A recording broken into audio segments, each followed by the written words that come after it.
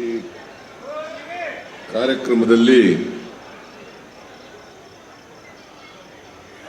ಭಾಗವಹಿಸಿರ್ತಕ್ಕಂಥ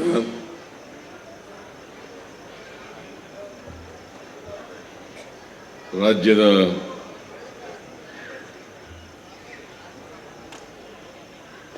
ಕಾನೂನು ಮತ್ತು ಸಂಸದೀಯ ಇಲಾಖೆ ಹಾಗೂ ಪ್ರವಾಸೋದ್ಯಮ ಇಲಾಖೆಯ ಸಚಿವರಾದಂಥ ಶ್ರೀ ಎಚ್ ಕೆ ಪಾಟೀಲ್ ಅವರೇ,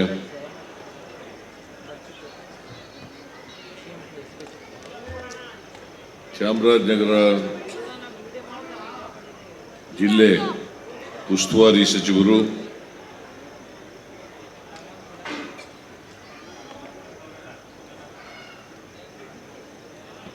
ಸಚಿವರಾದಂಥ ಶ್ರೀ ಕೆ ವೆಂಕಟೇಶ್ ಅವರೇ, ಹಿಂದುಳಿದ ವರ್ಗಗಳ ಕಲ್ಯಾಣ ಇಲಾಖೆ ಹಾಗೂ ಕನ್ನಡ ಮತ್ತು ಸಂಸ್ಕೃತಿ ಇಲಾಖೆಯ ಸಚಿವರಾದಂಥ ಶಿವರಾಜ್ ತಂಗಡಗಿಯವರೇ, ಕನೂರು ಕ್ಷೇತ್ರದ ಶಾಸಕರು, ಈ ಸಮಾರಂಭದ ಅಧ್ಯಕ್ಷರು ಆದಂಥ ಶ್ರೀ ಮಂಜುನಾಥ್ ಅವರೇ,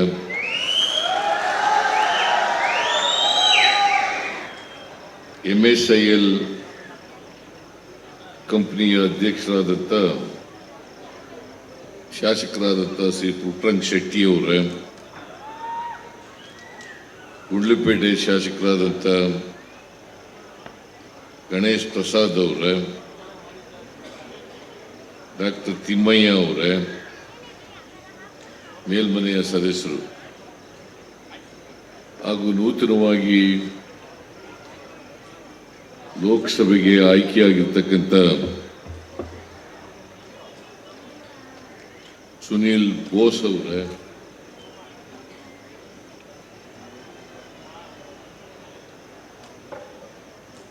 ಮರುಸ್ವಾಮಿ ಅವರೇ, ಕಾಡಾ ಅಧ್ಯಕ್ಷರು, ಉಗ್ರಾಣ ನಿಗಮದ ಅಧ್ಯಕ್ಷರು, ಮಾಜಿ ಶಾಸಕರು ಆದಂಥ ಜಯಣ್ಣ ಅವರೇ, ಪ್ರವಾಸೋದ್ಯಮ ಇಲಾಖೆ ಹಾಗೂ ಜಿಲ್ಲೆಯ ಎಲ್ಲ ಅಧಿಕಾರಿ ಸ್ನೇಹಿತರೆ,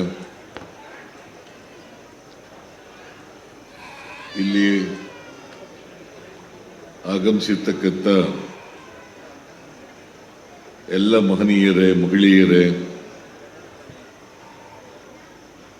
ಮಾಧ್ಯಮದ ಗೆಳೆಯರೇ, ಈಗಾಗಲೇ ಸಚಿವರುಗಳು ಮಾತಾಡಿದ್ದಾರೆ, ಮಂಜುನಾಥ್ ಕೂಡ ಮಾತಾಡಿದ್ದಾರೆ. ಇವತ್ತು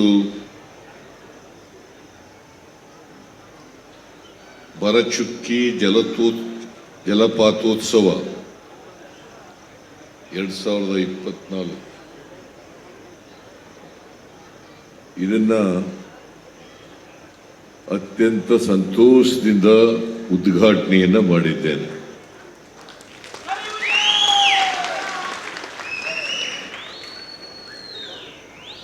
ನಾನು ಮುಖ್ಯಮಂತ್ರಿಯಾಗಿ ಈ ಜಲಪಾತೋತ್ಸವಕ್ಕೆ ಮೊದಲನೇ ಬಾರಿ ಬರ್ತಾ ಇರೋದು. ಹಿಂದೆ ನಾನು ಪ್ರೈಮರಿ ಸ್ಕೂಲ್ನಲ್ಲಿ ಓದುವಾಗ ಭರಚುಕ್ಕಿ, ಗಗನಚುಕ್ಕಿಗೆ ಬಂದಿದ್ದೇನೆ, ಬಹಳ ಹಿಂದೆ. ಅದಾದ್ಮೇಲೆ ಇಲ್ಲಿಗೆ ಬರ್ತಕ್ಕಂಥ ಸನ್ನಿವೇಶನೂ ಕೂಡ ಒದಗಿ ಬರಲಿಲ್ಲ, ಅವಕಾಶನೂ ಕೂಡ ಒದಗಿ ಬರಲಿಲ್ಲ. ವೆಂಕಟೇಶ್ ಅವರು ಈ ಸಾರಿ ಜಲಪಥೋತ್ಸವಕ್ಕೆ ಬರಲೇಬೇಕು ಅಂತ ಹೇಳಿ ನನಗೆ ಒತ್ತಾಯವನ್ನು ಮಾಡಿದ್ರು. ನಾನು ಹೇಗೂ ಚಾಮರಾಜನಗರಕ್ಕೆ ಬರ್ತಾ ಇದ್ದೀನಿ,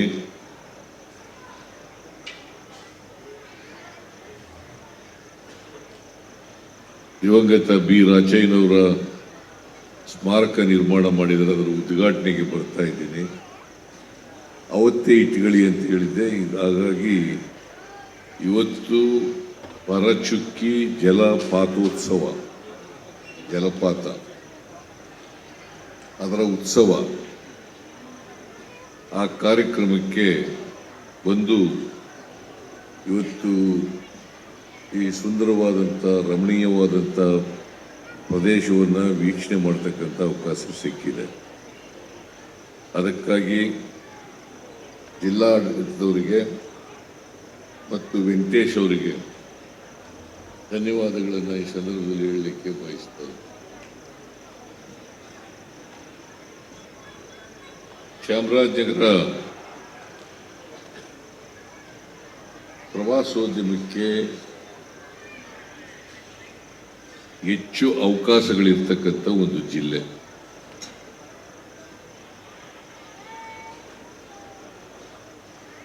ಇದು ಒಂದು ರಮಣೀಯವಾದಂಥ ಜಿಲ್ಲೆ. ಪ್ರಕೃತಿ ಸೌಂದರ್ಯವನ್ನು ಇಲ್ಲಿ ನೋಡಲಿಕ್ಕೆ, ಆಹ್ಲಾದಕರಿಸಲಿಕ್ಕೆ ಬಹಳ ಉತ್ತಮವಾದಂಥ ಒಂದು ಜಿಲ್ಲೆ. ಆದರೆ ಆರ್ಥಿಕವಾಗಿ, ಸಾಮಾಜಿಕವಾಗಿ ಹಿಂದುಳಿದಿರ್ತಕ್ಕಂಥದ್ದು.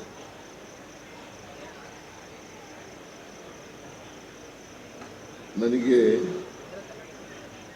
ಚಾಮರಾಜನಗರ ಜಿಲ್ಲೆ ಉದಯ ಆದಾಗ, ಯಾಕಂದರೆ ಇದು ಮೊದಲು ಮೈಸೂರು ಜಿಲ್ಲೆಗೆ ಸೇರಿತ್ತು.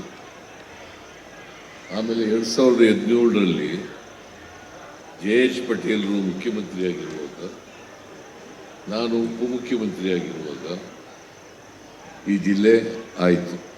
ನಾನು ದಿವಂಗತ ಬಿ ರಾಚಯ್ಯನವರು, ನಾನು ಕೂಡ 2017ರಲ್ಲಿ ಈ ಜಿಲ್ಲೆಯನ್ನು, ಅಲ್ಲ 1997ರಲ್ಲಿ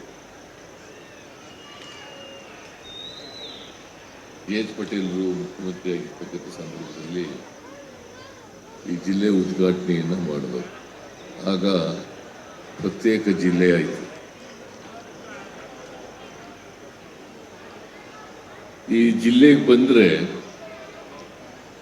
ಅಧಿಕಾರ ಹೋಗ್ತದೆ ಅಂತೇಳಿ ಆ ಮೌಢ್ಯವನ್ನು ಬಿತ್ತಿದ್ರು, ಇಲ್ಲಿ ಕಂದಾಚಾರವನ್ನು ಬಿತ್ತಿದ್ರು. ನಾನು ಈ ಜಿಲ್ಲೆಗೆ ಹೋದರೆ ಅಧಿಕಾರ ಹೋಗ್ತದೆ ಅಂತ ಹೇಳಿದ್ರಲ್ಲ, ನಾನು 2013ರಿಂದ 2018ರವರೆಗೆ 10 ಬಾರಿಗೂ ಹೆಚ್ಚು ಸಾರಿ ಚಾಮರಾಜನಗರ ಜಿಲ್ಲೆಗೆ ಬಂದೆ. ಈ ಕೆಲಸ 3ನೇದೋ 4ನೇದೋ ಆಗಿರ್ಬೇಕು. ಈ ಜಿಲ್ಲೆಯಲ್ಲಿ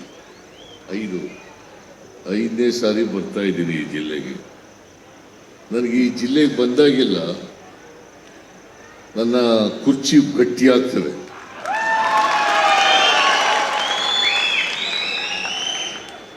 ಬಹಳ ಜನ ನನ್ನ ಕುರ್ಚಿ ಅಲ್ಲಾಡಿಸ್ಲಿಕ್ಕೆ ಹಿಡ್ಕೊಂಡು ಅಲ್ಲಾಡಿಸ್ತಾರೆ. ಏನು ಮಾಡೋಕ್ಕಾಗಲ್ಲ. ಮಂಜುನಾಥ್ ಬಹಳ ಜನ ಅಲ್ಲಾಡ್ತಾರೆ. ನೀನಲ್ಲ, ಬೇರೆಯವರು ಹಿಡ್ಕೊಂಡು ಅಲ್ಲಾಡಿಸ್ತಾ ಇರ್ತಾರೆ. ಅವ್ರು ಅಲ್ಲಾಡಿಸ್ತೇ ಇರಲಿ, ನಾನು ಈ ರಾಜ್ಯದ ಅಧಿಕಾರದ ಚುಕ್ಕಾಣಿಯನ್ನು ಹಿಡ್ಕೊಂಡು ನಡೆಸ್ತಕ್ಕಂಥ, ಈ ಸಮಾಜದಲ್ಲಿರ್ತಕ್ಕಂಥ ಬಡವರು ಯಾರಿದ್ದಾರೆ, ದಲಿತರು ಯಾರಿದ್ದಾರೆ, ಅಲ್ಪಸಂಖ್ಯಾತರು ಯಾರಿದ್ದಾರೆ, ಹಿಂದುಳಿದವರು ಯಾರಿದ್ದಾರೆ, ರೈತರು ಯಾರಿದ್ದಾರೆ, ಮಹಿಳೆಯರು ಯಾರಿದ್ದಾರೆ, ಅವ್ರ ಪರವಾಗಿ ಕೆಲಸ ಮಾಡ್ತೇನೆ. ಅವರೆಲ್ಲ ಜನರು ಕೂಡ ನಮ್ಮ ಪರವಾಗಿ ನಿಲ್ತಾರೆ. ಇವತ್ತು ಹೊಸ ಪ್ರವಾಸೋದ್ಯಮ ನೀತಿಯಂತೆ ಇಡೀ ಚಾಮರಾಜನಗರ ಜಿಲ್ಲೆ ಪ್ರವಾಸೋದ್ಯಮ ಜಿಲ್ಲೆ. ಇಡೀ ಚಾಮರಾಜನಗರ ಜಿಲ್ಲೆ ಪ್ರವಾಸೋದ್ಯಮ ಜಿಲ್ಲೆ. ಅದಕ್ಕೆ ಇವತ್ತು ಪ್ರವಾಸೋದ್ಯಮ ಮಂತ್ರಿಗಳು ಕೂಡ ಬಂದಿದ್ದಾರೆ.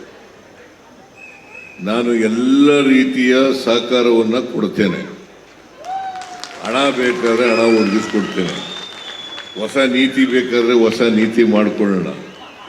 ಚಾಮರಾಜನಗರ ಜಿಲ್ಲೆಯನ್ನು, ಬರೀ ಚಾಮರಾಜನಗರ ಜಿಲ್ಲೆ ಒಂದೇ ಅಲ್ಲ, ಎಲ್ಲೆಲ್ಲಿ